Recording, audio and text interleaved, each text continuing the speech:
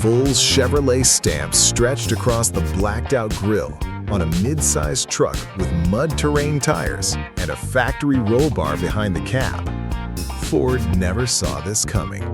Neither did Toyota. There is one specific suspension geometry decision engineered into this truck that no mid-size competitor, not the Ranger Raptor, not the Tacoma TRD Pro, has replicated at the factory level. It is not the lift, it is not the tires. It is in the structural relationship between the control arm geometry and the body mount.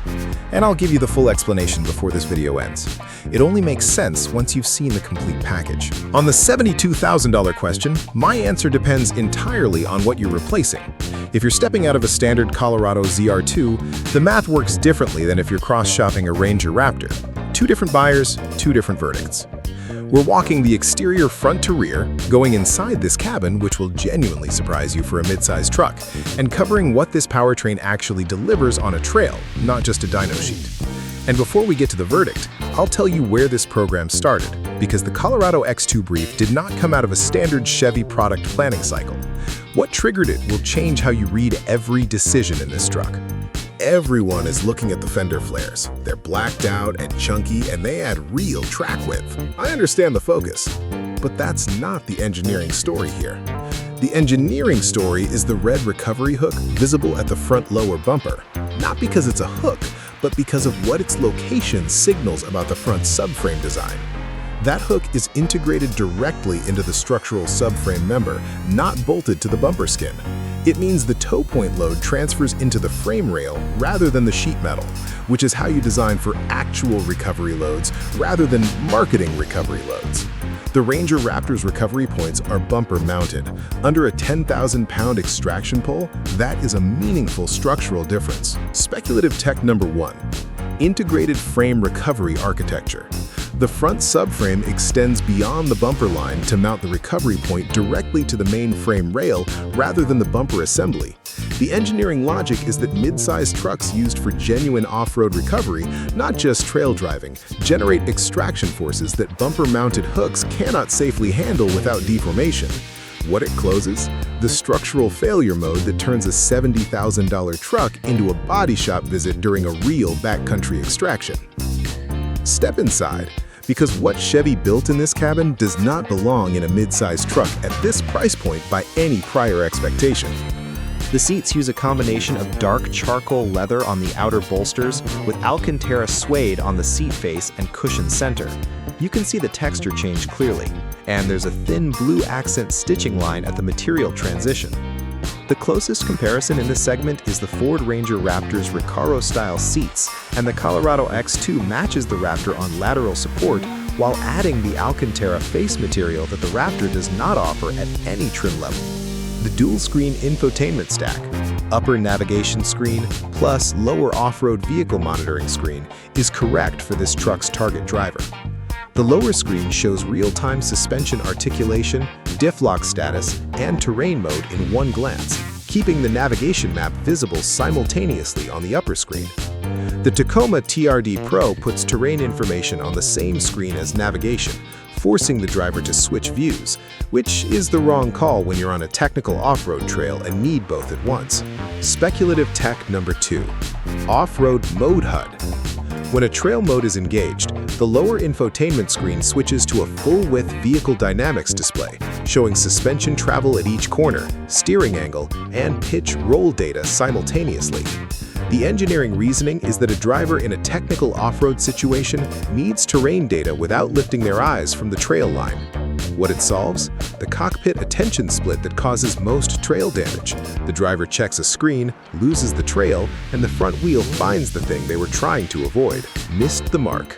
The ambient blue lighting. On a truck with this exterior credibility and this level of terrain capability, blue interior ambient LED strips read as a compact car feature borrowed from the wrong segment. The Tacoma TRD Pro uses warm amber interior accent lighting that reads as purposeful rather than decorative, and it's a better match for the mission.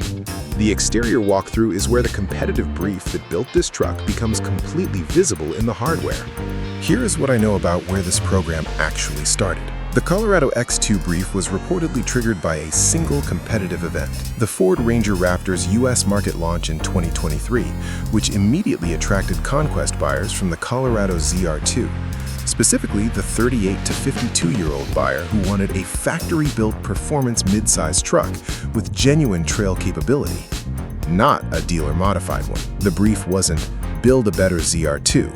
It was, "Build a midsize truck the Ranger Raptor cannot walk away from once they've sat in it and driven it back to back." That brief explains the Alcantara cabin in a work truck. It explains the structural frame recovery mount. It explains the dual-screen off-road monitoring stack. And it becomes most visible when you walk this exterior.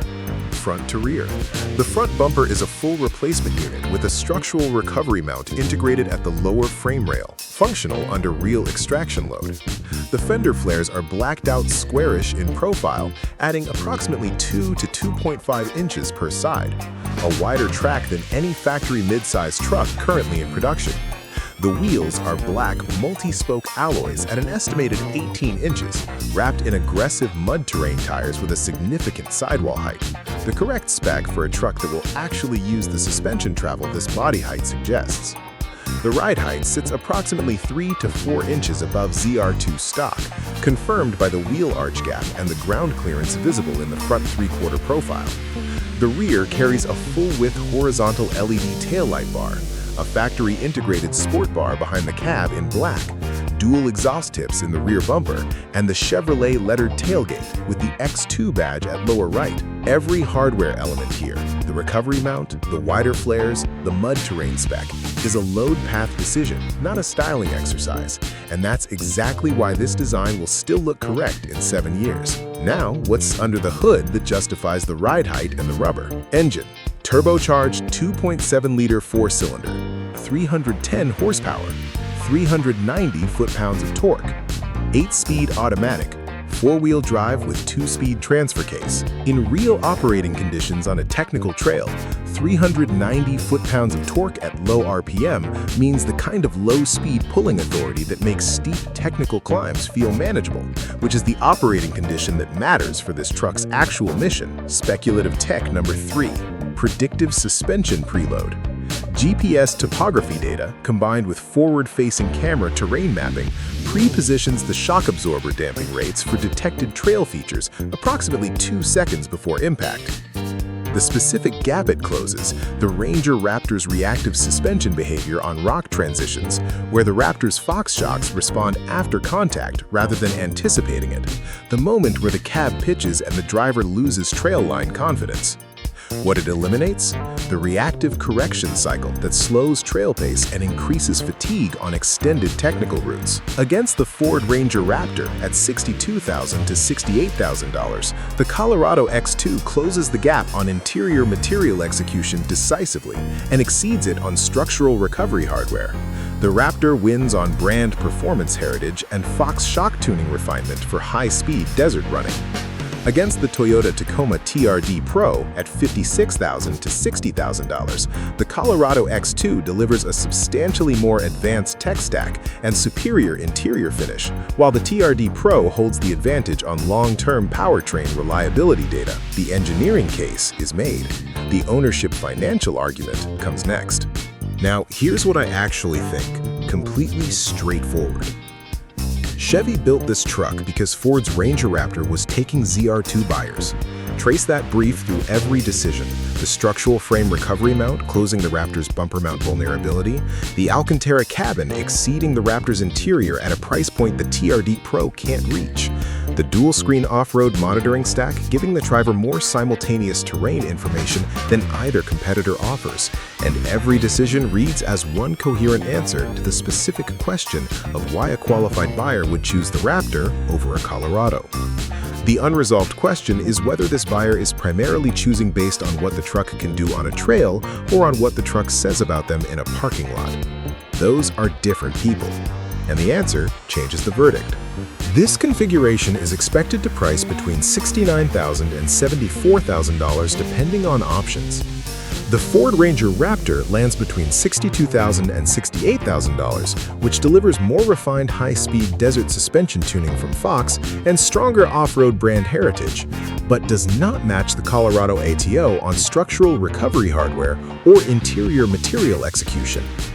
The standard Colorado ZR2 starts around $52,000 to $54,000. The ATO X2 package adds approximately $17,000 to $20,000 in structural, interior, and technology differentiation, all of it mechanical or material, none of it cosmetic. On residual value at 4 to 5 years, factory off-road performance trims hold their value distinctly better than dealer-lifted or aftermarket modified equivalents, because the OEM warranty stays intact and the vehicle history reads clean at trade. The Colorado ZR2 has historically held approximately 58 to 62% of MSRP at 3 years, which is stronger than the segment average. A factory ATO X2 package with genuine structural differentiation is expected to hold in a similar range. For the buyer planning a 60-month hold and a clean trade-in, the premium over a ZR2 is largely recoverable.